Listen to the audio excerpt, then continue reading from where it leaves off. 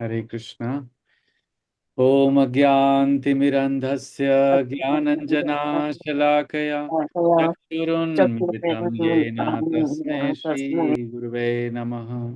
श्रीचैतन्यमनोभीष्टं स्थापितं येन भूतले स्वयं रूपः कदा मह्यं ददाति स्वपदान्तिकं।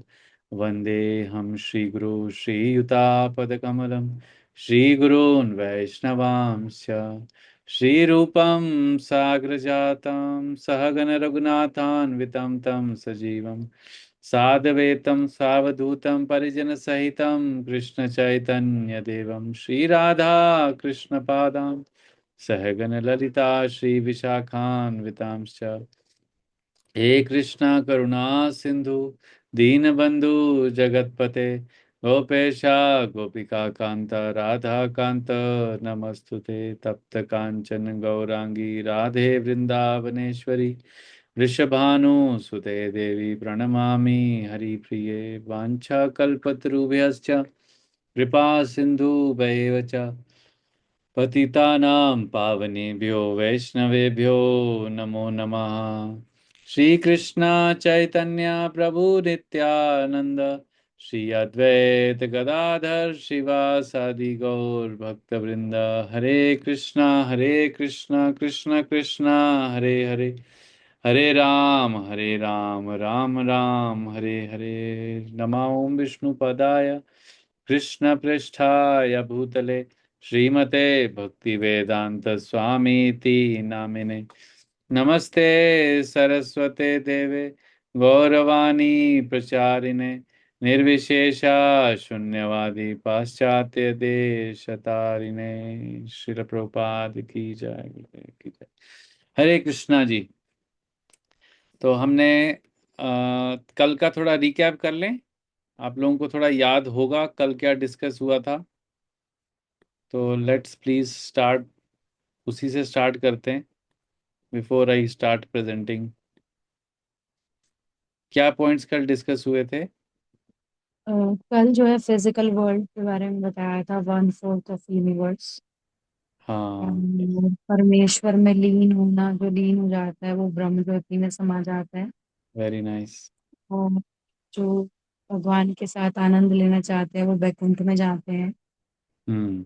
और मुझे इसमें एक सवाल था मेरा कि जो ब्रह्म ज्योति में प्रवेश करने से ही मोक्ष की प्राप्ति हो जाती है या वैकुंठ में अंतिम मोक्ष मिलती है? मोक्ष जो है, मोक्ष मतलब उनको मटेरियल मिजरी से मोक्ष मिल जाता है जैसे ही वो ब्रह्म ज्योति में चले जाते हैं। लेकिन हम्म। वहां पे कोई एक्टिविटी नहीं होती है, इसलिए उनको वापस मटेरियल वर्ल्ड में वापस आना पड़ता है।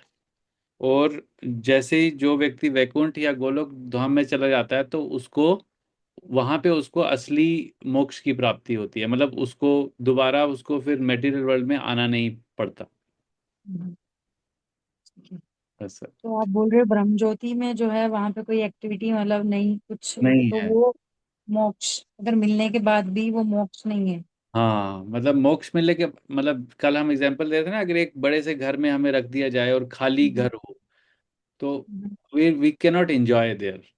हमें हम्म, आनंद नहीं आएगा ना, खाली घर है चाहे बहुत ही बड़ा पैलेस क्यों ना हो। तो hmm, Brahm Jyoti is like that, it's a इस वो भगवान का एफल्जेंस है। तो उसमें अच्छा। हम एक छोटे से कण बन के रहते हैं, बट उसमें कोई एक्टिविटी नहीं है। It's hmm, mostly impersonal thing. तो इसलिए वहां से लोग वापस आ जाते हैं। ठीक है। तो अंतिम मोक्ष जो है वो वैकुंठ के थ्रू ही हाँ, होती है। एक्चुअली में भक्ति में मोक्ष जो है that is not the goal. भक्ति में the goal of bhakti is to to serve the Lord. भगवान की सेवा करना गोल है। तो ऐसा आगे जब आप पढ़ेंगे गीता पूरी, तो ऐसा श्रीमद् भागवतम में आता है कि एक डिवोटी के लिए, भक्त के लिए मोक्ष जो है या मुक्ति जो बोलते हैं जिसको मुक्ति, वो एक सीढ़ी का काम करती है उसके गोलोक वृंदावन या वैकुंठ जाने के लिए। It's just a stepping stone. वो एक डिवोटी का गोल नहीं है कि उसको मुक्ति मिल जाएगा। तो से वो आगे का उसका गोल है कि वो भगवान के मुक्त होके वो करेगा क्या। यहाँ तो एक्टिविटी थी इस बॉडी में, ये फैमिली मेंबर्स थे, वो थे, जॉब थी, वो थी, यहाँ पर भगवान की सेवा भी कर रहा था, बट ऊपर जाके जब तक एक्टिविटी नहीं होगी तो हमारे को आनंद नहीं आता। तो इसलिए एक डिवोटी या भक्त के लिए वहां जब उसको भगवान की सेवा मिलती है तो वो उसके लिए असली मोक्ष है। मतलब मटेरियल मिजरीज से उसको मोक्ष है, मटेरियल एक्टिविटीज से उसको मोक्ष मिलता है। और जो थ्री मोड्स हैं, रजोगुण, सतोगुण, तमोगुण, उससे मोक्ष मिलता है। और वो अपनी प्योर कॉन्शियसनेस में, शुद्ध सत्व गुण में भगवान की सेवा करने लगता है, वैकुंठ धाम या गोलोक धाम। तो आत्मा जो है मतलब किस हिसाब से वैकुंठ और ब्रह्मलोक के लिए, ब्रह्म ज्योति के लिए मतलब निर्धारित कि वहां जाना है उनको, वो मतलब किस उसकी हिसाब से उसकी decide-। अपनी डिजायर पे होता है। जैसे उसका डिजायर है कि मेरे को सिर्फ ये मटेरियल बॉडी मुझे बहुत कष्ट दे रहा है, तो मुझे हम्म, इससे छुटकारा पाना है, तो हम्म, वो ब्रह्म ज्योति में चले जाता है। उसको अगर उसकी कॉन्शियसनेस ये है कि मुझे भगवान की दास्य रूप में सेवा करनी है, अगर उसका डिजायर ये है जीव का, तो उसको हम्म, वैकुंठ में उसको एंट्री मिलती है। लेकिन अगर उसको ये है कि मुझे भगवान के साथ माधुर्य रस में, वात्सल्य रस में या साख्य रस में उनके साथ रहना है, उनके साथ एज ए फ्रेंड डील करना है, उनके साथ एज ए लवर डील करना है, उनके साथ as a parent son parent वाला रिलेशन करना है, तो उस व्यक्ति को एंट्री गोलोक वृंदावन में मिलती है। तो it's all depends upon the desire of the living entity. जीव आत्मा का जो इच्छा है उस पे डिपेंड करता है कि वो कहाँ पे जाएगा। यहाँ लिखा भी हुआ है ना, यम यम की अंत काले, जो हमने कल का श्लोक हम्म, पढ़ा था, अंत अंत काले च माम स्वर्ण मुक्ता कलेवरम। तो अंत में जो उसकी इच्छा है ना, अब अंत में उसकी इच्छा है कि मुझे बस ये शरीर से मुझे बहुत कष्ट मिल रहा है, मुझे इससे छुटकारा पाना है, तो वो ब्रह्म ज्योति तक चला जाएगा। जैसे जितने असुर थे, उनका असुर का एग्जाम्पल यहाँ ऐप्ट नहीं है, बट जिस व्यक्ति को यह है कि मेरे को इस शरीर से बस मुक्ति चाहिए और उसको भगवान का स्मरण इसलिए कर रहा है, तो वो ब्रह्म ज्योति में चला जाता है। तो इस तरीके से समझ सकते हैं। तो अगर भगवान के साथ में अगर कोई व्यक्ति जुड़ना चाहता है तो वो किस माध्यम से, जैसे कहते भक्ति या ध्यान के साथ में कौन सा सर्वोत्तम अ, एक मार्ग है? भक्ति से जुड़ सकता है ना, क्योंकि भक्ति में टू वे रिलेशनशिप है, हम्म, टू वे है वो। बाकी बाकी चीजें वन वे हैं। मतलब ब्रह्म ज्योति आगे हम इसको पढ़ेंगे तो you will get to know, धीरे धीरे स्टेप वाइज, ठीक है। तो थोड़ा इसी को आगे हम कंटिन्यू करते हैं, जैसे हम इसको पढ़ते जाएंगे ना डेली बेसिस पे, हम्म, तो आपके सारे जो अंदर जिज्ञासा है उसका धीरे धीरे आंसर आपको मिलता जाएगा। ठीक है, धन्यवाद। Thank you. तो इसको आगे पढ़ते हैं। यहाँ से हमने डिस्कस कर लिया था, विष्णु पुराण से हमें स्टार्ट करना है। तो कौन आज पढ़ना चाहेगा? हरे कृष्णा। सब लोग माइक और कैमरा ऑफ करके बैठे हैं तो मुझे पता नहीं चल रहा है।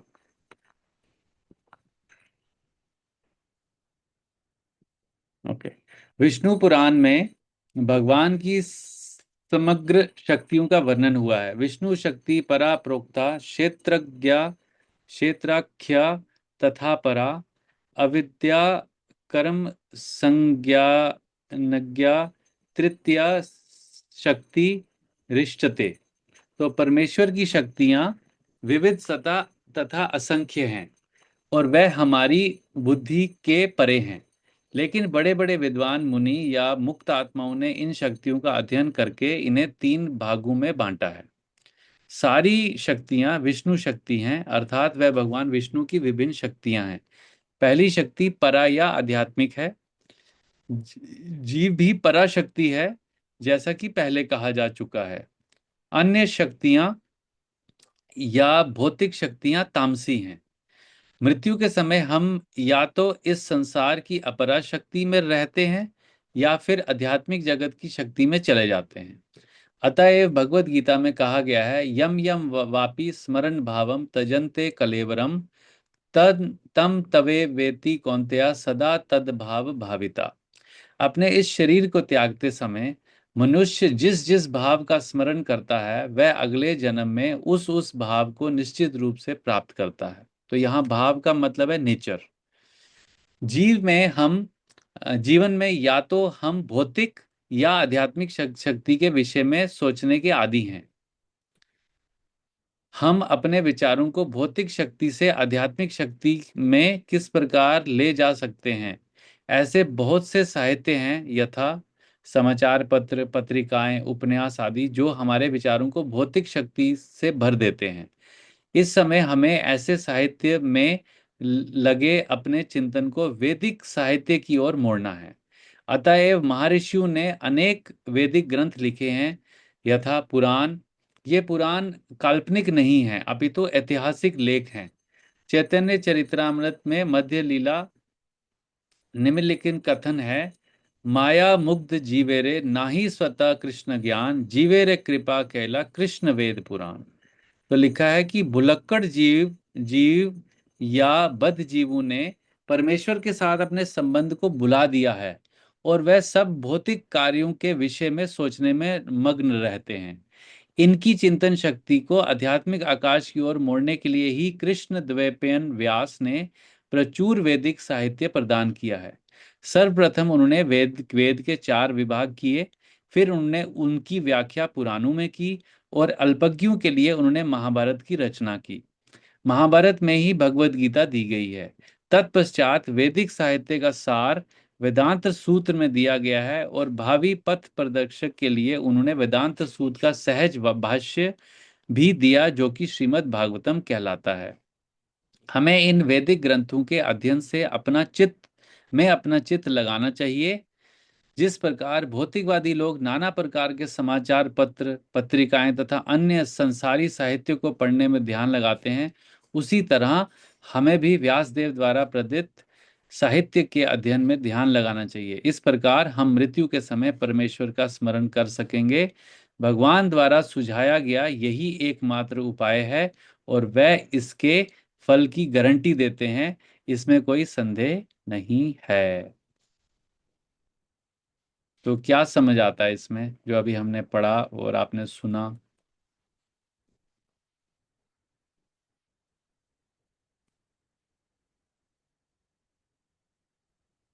हरे कृष्णा प्रभु। हाँ जी प्रभु जी।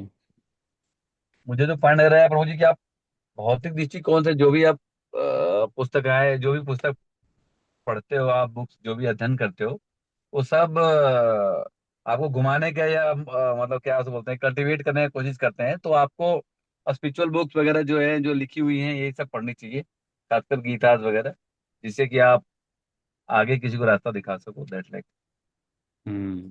Yes, thank you Ashutosh Prabhu. तो अगर इसको शुरुआत से पढ़ समझते हैं तो कितनी शक्तियां हैं, जो जो तीन जिन शक्तियां हैं, तीन। शक्ति है, कौन कौन सी? पहली कौन सी है? पराशक्ति, पराशक्ति, पराशक्ति। पराशक्ति दूसरी? और पराग, विष्णु। आध्यात्मिक सो बेसिकली 2 शक्तियां हैं, परा और या अपरा शक्ति। ठीक है, अपराशक्ति, करेक्ट। तो 2 शक्तियां हैं, लेकिन यहाँ पर प्रभुपाद जी बता रहे हैं कि जीव जो है वो भी पराशक्ति का ही पार्ट है। क्योंकि जीव क्या है, हम अच्छा, जो जीव आत्मा है वो स्पिरिचुअल एंटिटी है, वो आध्यात्मिक है। तो पराशक्ति मतलब आध्यात्मिक शक्ति, अपरा शक्ति मतलब भौतिक शक्ति, है ना? तो मृत्यु के समय हम नहीं नहीं या नहीं, तो, मेरे मुझे एक मिनट, सॉरी। अपराशक्ति मतलब भौतिक शक्ति, राइट? हाँ, अपरा मतलब भौतिक, परा मतलब, अपरा स्पिरिचुअल। हाँ नहीं, परा, परा मतलब जो इस लोक से परे है, परा। परा मतलब अच्छा, आध्यात्मिक, स्पिरिचुअल। आध्यात्मिक, हाँ, स्पिरिचुअल, राइट, हाँ। अपरा और मतलब भौतिक, अपरा मतलब हो गया, ये भौतिक हो गई, राइट? भौतिक शक्ति, है ना? भौतिक। तो यहाँ पर जो मेन पॉइंट एम्फेसाइज किया गया है, मृत्यु के समय हम या तो इस संसार की अपरा शक्ति में रहते हैं या फिर आध्यात्मिक शक्ति, आध्यात्मिक जगत की शक्ति में चले जाते हैं। तो हम क्या हैं, जीव को बोला जाता है तटस्थ शक्ति, मार्जिनल एनर्जी। तो जीव जो है वो है तो पराशक्ति का पार्ट है, लेकिन क्योंकि वो क्वालिटी में स्पिरिचुअल है, लेकिन क्वांटिटी में बहुत छोटा है, मतलब बहुत ही क्वांटिटी में वो बहुत छोटा है। तो इसी कारण वो अपरा शक्ति जो कि मटेरियल एनर्जी के प्रभाव में आ जाता है। तो इसलिए यहाँ पर बताया गया है कि मृत्यु के समय हम मतलब जीव या तो संसार की अपरा शक्ति में रहते हैं या फिर आध्यात्मिक जगत की शक्ति में चले जाते हैं। तो हमारे पास ये ऑप्शन है कि हम मटेरियल एनर्जी के कंट्रोल में रहें मृत्यु के समय, या आध्यात्मिक शक्ति विच इज स्पिरिचुअल एनर्जी के कंट्रोल में रहें। अब वो कैसे पॉसिबल है वो बता रहे हैं नीचे गीता में भगवान, यम यम वापी स्मरण भावम, कि तजंते कलेवरम, कलेवरम मतलब चेंज ऑफ बॉडी। तो अपने शरीर को त्यागते समय मनुष्य जिस जिस भाव का स्मरण करता है, तो जो हमारे माइंड में थॉट चल रहा होगा at the time of death, उस थॉट के अकॉर्डिंग हम या तो पराशक्ति के या तो अपराशक्ति के कंट्रोल में चले जाएंगे। अब वो थॉट, वो विचार हमारे माइंड में कैसे आएगा, वो नीचे आज प्रभुपाद जी ने उसको एक्सप्लेन किया कि जीवन में या तो हम भौतिक या आध्यात्मिक शक्ति के विषय में सोचने के आदी हैं, क्योंकि हम लोग क्योंकि मटेरियल बॉडी में हैं, तो हमारा कॉन्शियसनेस या ज्यादातर हमारा जो झुकाव है वो भौतिक एनर्जी जो कि अपरा शक्ति के साथ हम जुड़ने की ज्यादा कोशिश करते हैं। तो हम अपने विचारों को भौतिक शक्ति से आध्यात्मिक शक्ति में किस प्रकार लेके जा सकते हैं, जो आपने आशुतोष प्रभु ने अभी जो बताया। तो ऐसे बहुत सारे साहित्य हैं जो कि समाचार पत्र, जो कि हमें भौतिक जगत के बारे में ज्यादा इंफॉर्मेशन देते हैं, जैसे कि समाचार पत्र हो गए, newspaper, magazine, TV, news channels, whatever. So बहुत सारी नॉवेल्स हैं, तो जो हमें विचारों को भौतिक शक्ति से भर देते हैं। तो अगर हम यही पढ़ते रहेंगे पूरी लाइफ, तो ऐसा लास्ट में मिरेकल हो नहीं पाएगा कि हमने पूरी लाइफ सिर्फ भौतिक चीजों के बारे में पढ़ा है और लास्ट में हमें भगवान का स्मरण आएगा। ऐसा पॉसिबल नहीं है। तो उसके लिए बताया जा रहा है कि इस समय हमें ऐसे साहित्य में लगे अपने चिंतन को वैदिक साहित्य की ओर मोड़ना होगा। अतएव महर्षियों ने अनेक वैदिक ग्रंथ लिखे हैं, जैसे कि पुराण। तो पुराण जो है वो लोग उसको माइथोलॉजी बोलते हैं ना, जैसे आजकल बच्चों को भी स्कूल में सिखाया जाता है, दीज आर माइथोलॉजिकल बुक्स। तो देख, सुनने में वो वर्ड बड़ा ऐसे थोड़ा सा सोफिस्टिकेटेड लगता है, लेकिन वो स्टार्ट ही होता है मिथ से। मिथ मतलब झूठ। तो मतलब बच्चों को यही पता चलता है, बच्चों को स्टार्टिंग से स्कूल से, कि ये माइथोलॉजिकल बुक्स हैं। और इवन जो आज टीवी सीरियल्स भी आजकल जो बन रहे हैं ना, उसमें नीचे टैग लाइन आता है, उसका जो जेनर अगर हम देखते हैं तो वो लिखा होता है यूट्यूब पे नीचे, उसका जेनर लिखा होता है माइथोलॉजिकल सीरियल्स, माइथोलॉजिकल टेल्स।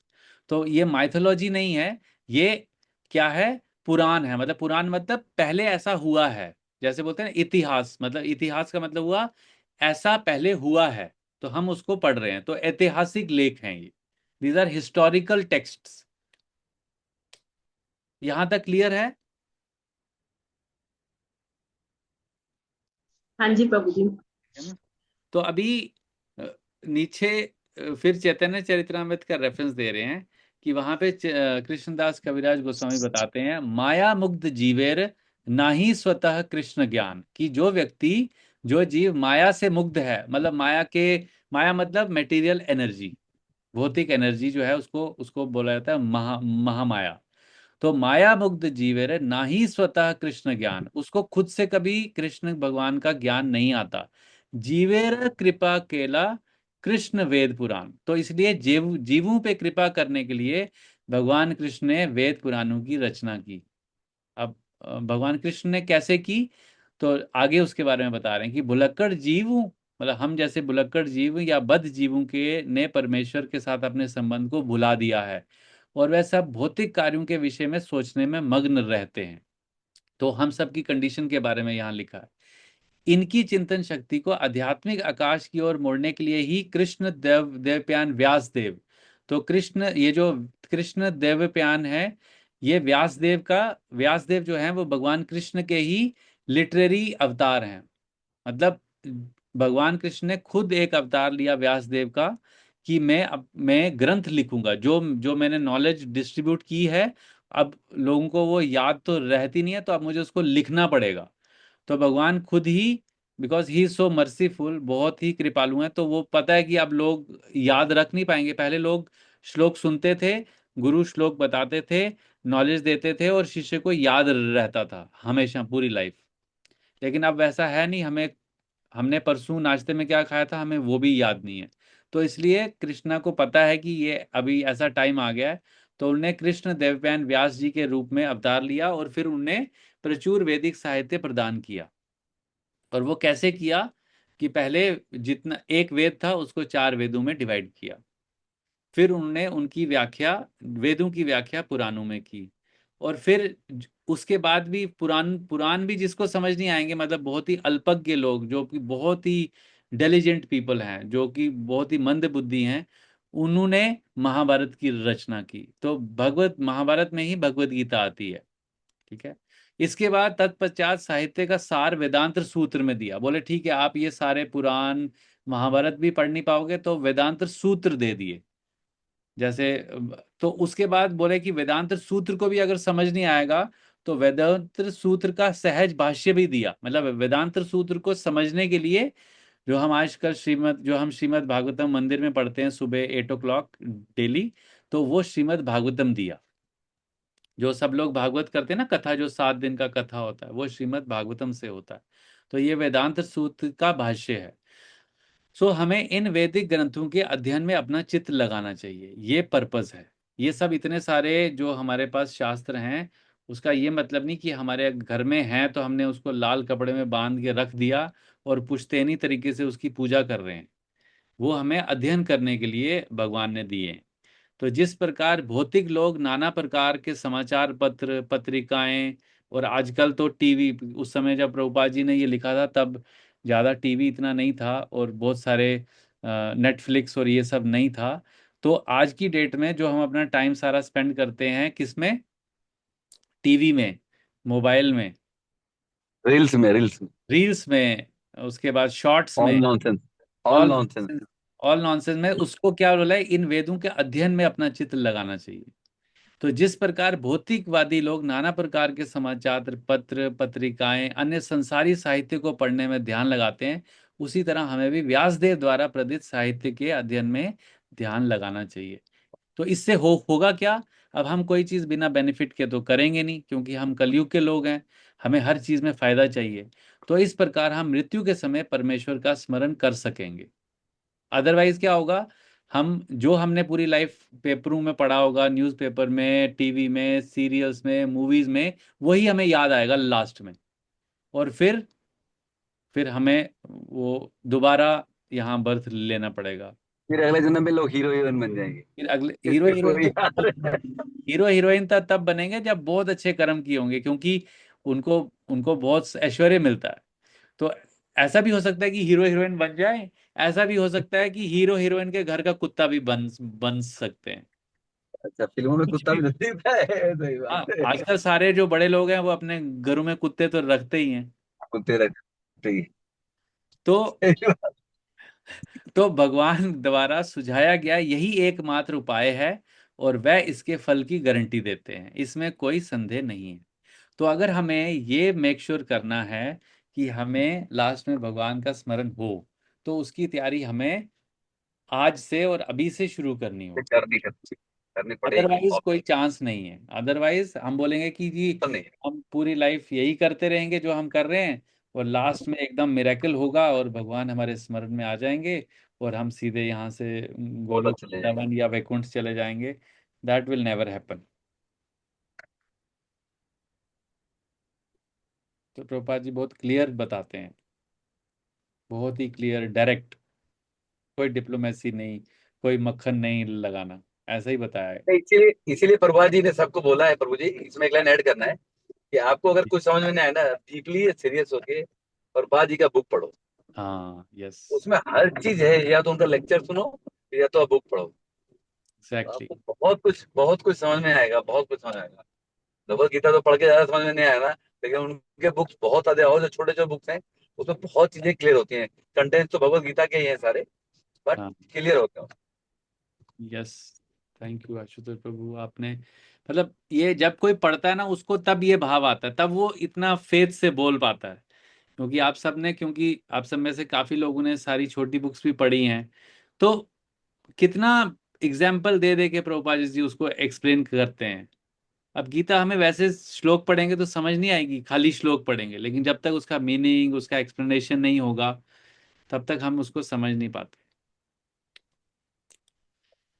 तो इसके आगे हम कल करेंगे, लेकिन कोई क्वेरी, कोई कमेंट, कोई क्लैरिफिकेशन?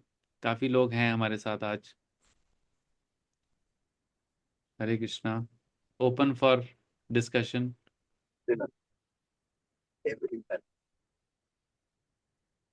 तो ये जो जो शुरू का पार्ट है, ये तो हम लोगों ने क्लास में पढ़ा नहीं है। जो ये पढ़ा अभी चल रहे हैं, पढ़ रहे हैं हम लोग, तो डायरेक्ट 1 से शुरू हो गए थे मेरे ख्याल से। ये जो हाँ, पढ़ रहे हैं हमने पढ़े थे। मैंने एक्सपेक्ट किया कि आपने ये पढ़ा होगा। नहीं नहीं, ये वाला पार्ट नहीं पढ़ा, पार्ट 1 से पढ़ा है। ये तो पूरा का सारा है, जो 2-3 पेज में पहला वो जो वो पढ़ रहे हैं ना हम लोग। हाँ, इसके लिए ना वो छोटी बुक भी है, वो जो हाँ, छोटी बुक में कंटेंट मिलते जुलते छोटी हैं, हाँ बुक ये में बात है। यही पार्ट दिया गया, यही पूरा। हाँ, एक्चुअली मैं वो आपको तो है बता ही। दूं, ये जस्ट फॉर योर इंफॉर्मेशन, ये जो अभी हम पढ़ रहे हैं ना, इंट्रोडक्शन टू भगवत गीता, हाँ, प्रभुपाद जी यूएस में एक जगह पे उनका लेक्चर ऑर्गेनाइज किया गया, सैन फ्रांसिस्को में या कहीं पे, वेस्टर्न कंट्रीज में ही कहीं पे। तो वहाँ पर उनके शिष्यों ने बड़ी अपनी तरफ से मेहनत की कि वहाँ बहुत सारे लोग आएंगे, लेकिन वो पूरा ऑडिटोरियम बुक किया, और वहां पर कोई जब नहीं है, प्रभुपाद जी पहुंचे तो वहां पे कोई भी नहीं था। अब कोई प्रभुपाद जी ने पहुंचे। बोले, मैं आया तो हूँ, अब इस ऑडिटोरियम में बहुत सारे जीव आत्माएं होंगी, बहुत सारे कीटाणु होंगे, बहुत सारे चींटियां होंगी, बहुत सारे लिजर्ड होंगी। तो उन्होंने बोला, वही तो दिक्कत। दीवारें तो हैं।